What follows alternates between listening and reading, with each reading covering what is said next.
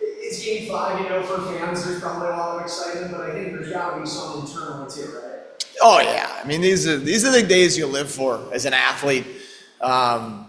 It's just happy for our guys to have earned this opportunity, right? And now you want to take advantage of it, obviously, but you got to earn these moments. You got to earn them through what you give each other through the season. You got to earn them through what you've given each other through this series, and it's just this great, fun, passionate opportunity that sits in front of us tonight. 2 weeks ago, 3 weeks ago, whenever game one was, when this series began, last year's went to 5 games. Did you kind of feel like it was probably going to be the same?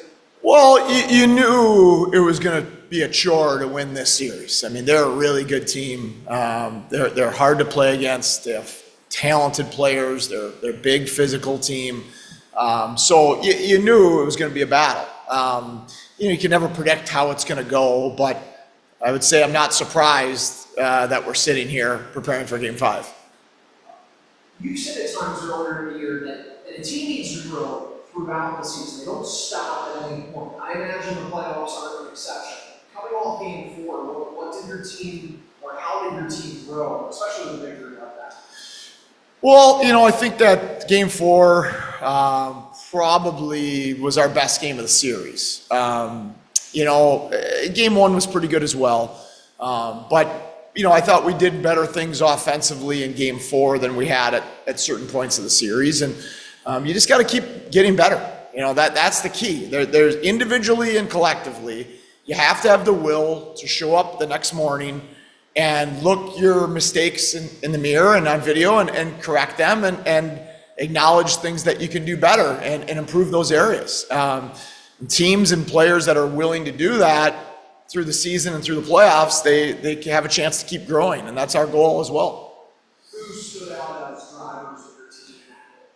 I mean, certainly you go to Byro's line. Byro, Weisbach, and Rusek, I thought were you're just exceptional, especially in the second half of that game. And just not only, obviously the score sheet, but their physical play. Like that Rusek that's probably one of his most physical games of his career with us. And Weisbach's been like that, all season now. And then putting Murray, Yobst, and Mersch together, that was they've been together a lot, right? They were together last year. Then obviously we've missed Brett. And then Brett was playing so well with Cooley and Rosie, my thought was to put that back together. And, just somewhere in the game, I just felt that those three needed to get back together. And I thought they were a real driver of our identity in that second half push there and into overtime. And Davies and Ciccone on the back end, were just real strong for us. I do want to go back to Rusek. You mentioned him, and before this series started, when he was re-signed here, you had spoken about, this is kind of an opportunity for him to sort of use this platform to say, I don't need to be here anymore. I am good enough to be in the NHL. What have you thought of this series play? He's been really good. Rusek's been really good for us, and it's an opportunity for him, and hopefully we win tonight and extend that opportunity for him to make a statement with his competitiveness that he's done playing in the American League. Not his skill, not his intelligence, because that's always on display, and we need that on display from him again. But for him to be a full-time NHL player, it's likely going to be bottom 6, not top 6. Well, bottom 6 guys have to win puck battles, finish checks, be good defensively, be strong on the wall, back check, block shots, all of those things. And then, he's also skilled. And those are things that he's been doing more regularly all throughout his career as it's moved down here, but certainly in this series.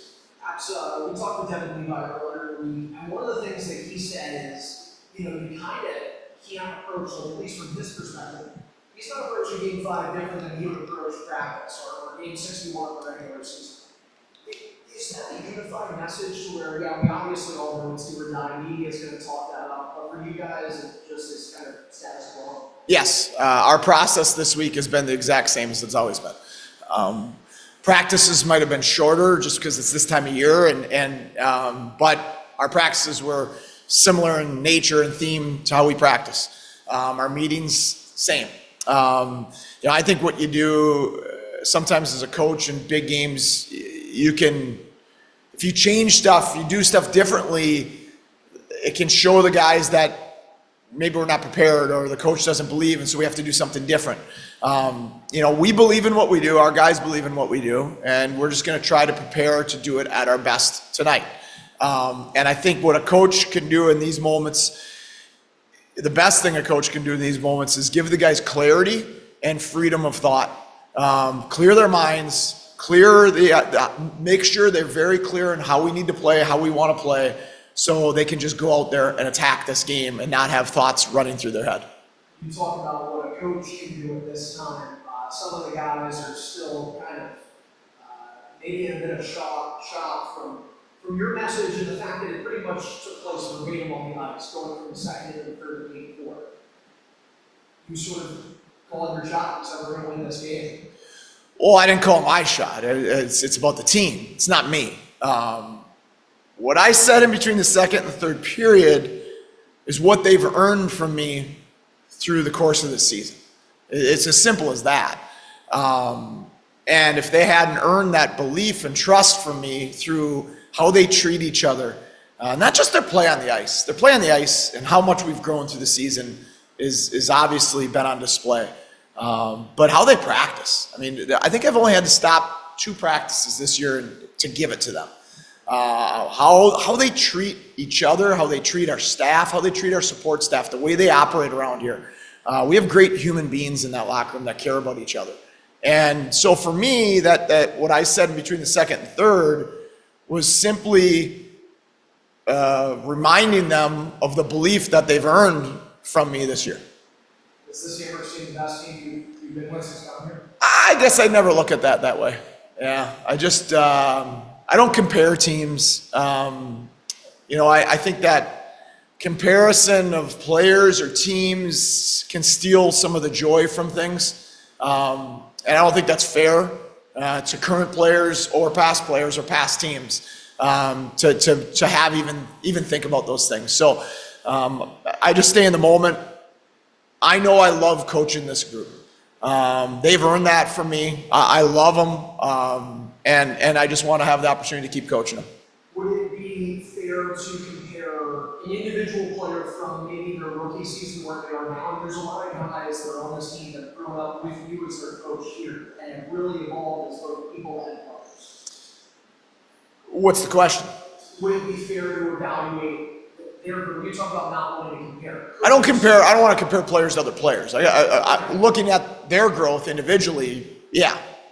So how are some of those guys? Like, think about your Rose, your Byros. Yeah, I'm just really proud of the players and the young men that you know, a lot of these guys have turned themselves into.